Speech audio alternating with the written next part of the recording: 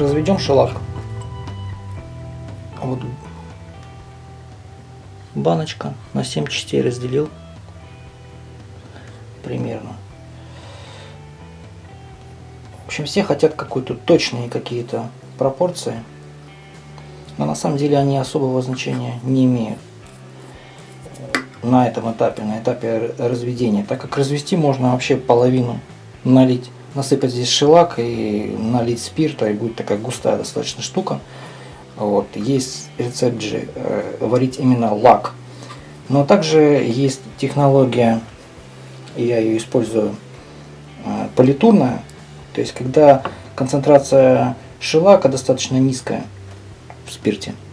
Вот. И для таких вещей нет смысла особо считать, так как конкретная концентрация уже вот политуры можно регулировать в момент шелачки, добавляя в более концентрированный раствор, добавлять просто спирт во время работы. То есть можно вот так вот, вот 7, например, да, здесь вот 2 деления вот этих насыпать шелака, развести спиртом, это будет достаточно концентрированная политура, вот, нам можно будет разбавлять и все. Это так примерно есть, там 7-я, 5-я часть. Правильный вопрос возникает, так как это, что называется, шелушпаки такие, то когда они насыпятся, сколько-то, собственно говоря, по объему шелака того будет. Одно дело, если хлопья крупные, другое дело, если хлопья сильно измельченные. То есть, ну вот это как раз таки вот этот вопрос и вот остается на регулирование во время самой работы. То есть, если у вас получилось мелко и получился концентрированный раствор, тогда вот вы и добавили спирта. Если у вас там маловато, вы уже привыкнете ко второму разу к своему шелаку. Что значит мало? Если мало, действительно можно, в общем-то, и досыпать. Уже в приготовленную политуру вы можете еще хлопьев досыпать и сделать. То есть, если, например, у вас ограниченное количество шелака, не растворить его в большом количестве спирта. То есть спирта вы всегда сможете добавить. Ну а если у вас не будет шелака, и политура у вас будет слишком растворенная, вам придется выпаривать спирт. Значит, ну, собственно говоря, давайте ну вот еще так, вот это приспособление, как это, вороночка такая. Это какая-то фигня у меня была, это, по-моему, какой-то стиральной машинки старой. Вот, ну, самое главное вот это, отрезать от такой же пластиковой бутылки, сюда как-то прицепить, здесь можно как-то скотчем обмотать, и вот и будет вот такая вот штуковина, легко насыпать, потому что на самом деле эти хлопья очень противно насыпаются. Так, я буду разводить шелак, вот, скажем так называемый естественный, натуральный, неочищенный. То есть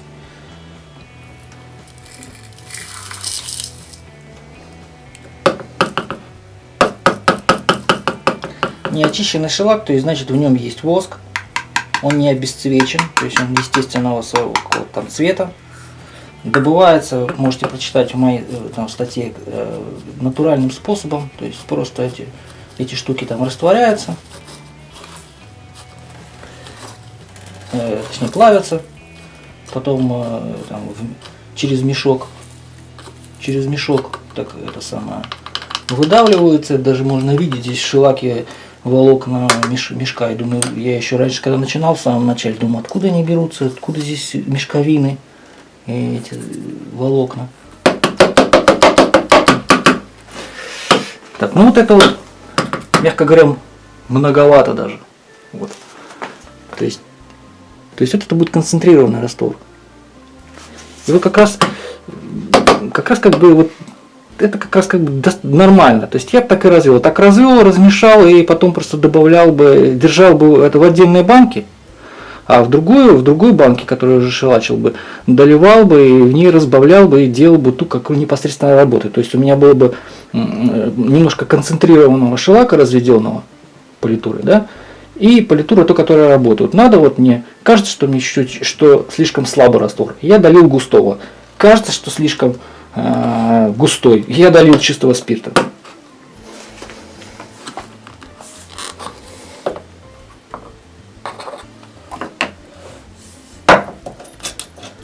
Я делаю как раз специально небольшое количество. Естественно, что для своих работ я делаю это больше. Я делаю где-то примерно там, на пол-литра, там где-то примерно разводишь так. Ну вот есть у нас по последним данным разведки, что шелак нужно разводить аккуратно, потому что там вроде какой-то у него там срок годности. Но, честно говоря, у разведенного шелака я срока годности не замечал. То есть нет никакой, я не заметил никакой разницы. Годичная, там сколько, полуторагодичная мне политура была, я не увидел никакой разницы. Вот, вот действительно шелак блонд, то есть химическим способом обесцвеченный, обезвощенный шелак, он начинает на воздухе, если его оставить открытым, с ним что-то происходит, и он перестает нормально растворяться. Перестает нормально растворяться, но долго у меня он лежал, все-таки через полгода он, наверное, растворился. Но это нам такое не нужно. Держите блонд без доступа воздуха.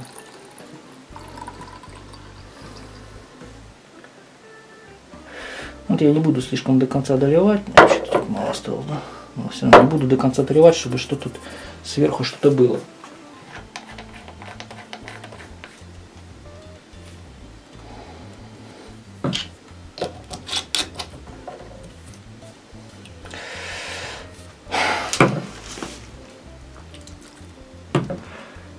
Видите, всякий там какой-то мусор беленькое. Вот еще, я когда растворяю, я не оставляю вот так вот. То есть я оставляю где-то вот так вот. Вот так вот взбалтываю, потому что если оставить вот так вот, она там размягчается, и потом вот таким нерастворенным, таким густой такой массой лежит на дне, достаточно трудновато взбивать так вот. А если она вот так на дне лежит, вот так на бочку лежит, то легко поднимать, так встряхивать, и вот эта штука вот спиртом взбалтывается. Сейчас она так хлопьями, а потом она будет такой массой, как каша такая. Вот, собственно говоря, теперь ждем, чтобы это растворилось. Это если чистый спирт, и если все нормально и с шелаком, и со спиртом, то это должно раствориться за полдня само. Если это прогревать на батарее, там прогревать на чем-то, нагреть, то, конечно, это быстрее намного. Если это на водную баню сейчас засунуть, то это, в общем, достаточно быстро растает. Но в этом особого смысла нет. С водной баней будем разбираться уже потом, когда будем шелак очищать от воска. Очищать от воска обязательно. Я считаю, это обязательно, потому что тогда... Хотя, с другой стороны, конечно, если не очистить от воска и покрыть не обезвощенным шелаком, ничего страшного такого не случится. То есть, как бы мастера всю жизнь, и старые мастера там всю жизнь делают с воском, и ничего страшного не происходит. У меня гитара висит, одна из первых, которая покрыта вот этим, собственно говоря, шелаком. Не обезвощенным, все прекрасно, все нормально. Может быть, если там ее эксплуатировать, там вот слой обезвощенный и не обезвощенный в равных условиях, то может быть там обезвощенный слой будет немножко надежнее, так как он будет сопротивляться разного рода воздействием там влаги от рук, еще чего-то там, как бы краплинки воска являются как бы точками, через которые проникает влага в слой лака. Для дерева или там еще как-то и лак портится. Ну вот если сравнивать, может быть в равных условиях, может быть действительно обезвощенный лучше. Но вот если так вот смотреть, как у меня сейчас на гитаре, то есть на гитаре не очень много играют на этой, то ничего такого вообще с ней не происходит. То есть вообще ничего не видно. Все нормально. Вот также еще можно сказать, что если слой лака с воском, он все-таки имеет, увидите потом, очень конечную прозрачность. Вот. Ну, конечно, в супер тонком слое на лаке этого, конечно, вроде как не видно. Но технически я думаю, что все-таки, если белое покрывать, то на белом все-таки видно, что начинается небольшое помутнение. А вот шелак, который обезвощен, он абсолютно прозрачный и просто будет давать тон бурштиновый, а по помутнее, мутности в слое не будет. Все, ждем, пока это растворится, и будем разбираться, как это обезвощить. Вот после того, как растворилось, оно растворилось буквально за 4 часа, у меня где-то за 3. Вот, но я снимаю это через несколько дней. Вот, когда оно уже даже отстоялось. То есть вот вы видите, что какая-то белая фигня, вот это воск есть. Отстоялся вниз.